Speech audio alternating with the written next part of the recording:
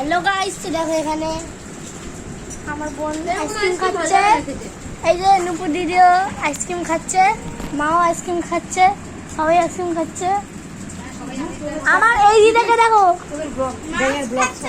দেশি হাতে আইসক্রিম খাচ্ছে।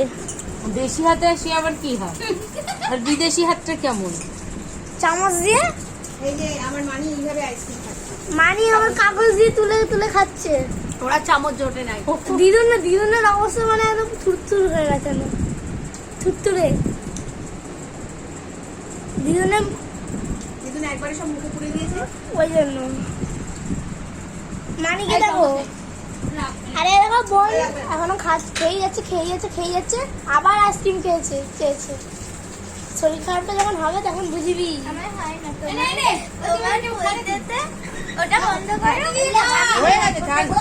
দেখো মানি কোনো কথা শুনছে না, মানি আমার দেশি জুয়ারি খাবার খাচ্ছে, আইসক্রিম খাচ্ছে, দেশি জুয়ারি আইসক্রিম খাচ্ছে, দেশি চামচ দিয়ে আইসক্রিম খাচ্ছে, দেশি চামচ